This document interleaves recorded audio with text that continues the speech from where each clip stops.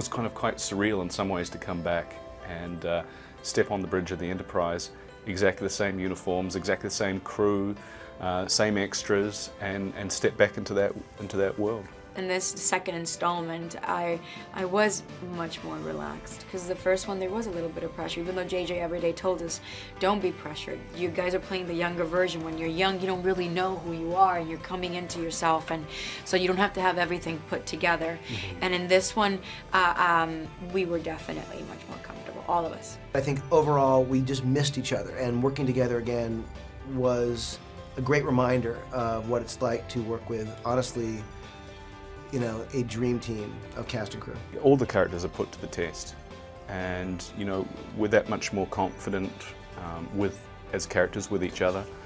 And you know, in the first movie, you know, Kirk earns his captaincy.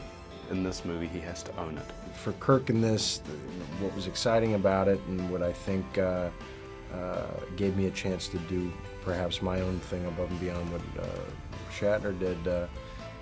Kirk really has to face his self-worth in this film, and if he's capable or not of leading, and that, from the first film at least, is a big transition, and gives him a lot of different places to go. I think he experiences and sees absolute evil in this film, and a lot of that is related to his deep fear and a sense of vulnerability. In terms of Benedict, he's an incredible actor. If you've ever seen Sherlock, he's unbelievable. And he's someone who I think just brings an entirely new and intense energy. And yes, he's angry in certain moments, but he's also remarkably rational and wildly, insidiously brilliant. And part of the fun of this bad guy is he's not just a raving lunatic. He's someone who actually, you know, you have conversations with and you can get seduced by. Kirk loves his blonde women, and there's a lovely blonde lady played by Alice Eve. So there's much flirting, and there's definitely a connection there, but what I would say is that this film is so big and the plot moves so fast, and there's such action to be had in the film, there's not really much time to explore the romantic side of Kirk, although you definitely the classic Kirk with his swagger, I would say, is definitely back. There's a hint of romance, and you know, it's established in the story that it does take place, but you'll have to wait and see to what extent. So we're going to see more of her and Spock together? Yes. Well, whether they're together or not in this movie, that will remain to be seen.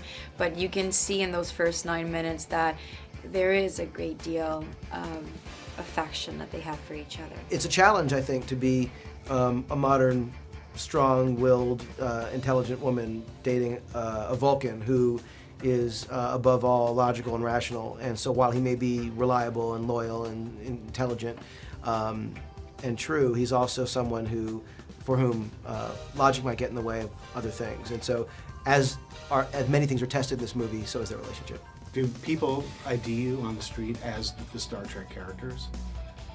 Occasionally, sometimes you can roll with absolute anonymity, and sometimes people call you Kirk from across a restaurant. But it's been pretty mellow.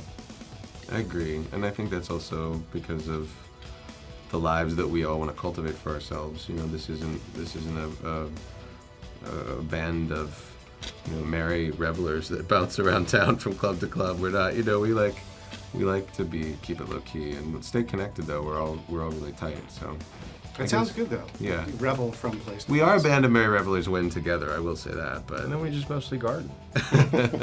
Horticulture is big in our group. Mm-hmm. You know, Leonard and I have become very, very close over the last 4 years. We've become, you know, very good friends. We see each other all the time, and I feel like, you know, I think I understand the character a little bit differently because of my relationship with him, and I see the impact that it's had on his life, and what a positive experience that he has in his creative self and his personal life, and so I have hope and I feel inspired by it, and yeah, I feel familiar with it. How do you feel Gene Roddenberry would feel about this movie and the direction that the Star Trek franchise is going under your command? Well, I will say that you know, first of all, I am, like I said, incredibly grateful to, you know, have inherited with my fellow producers and writers this world that Roddenberry created. I would hope that he would embrace this, if not just because we're going where no one has gone before, and that is kind of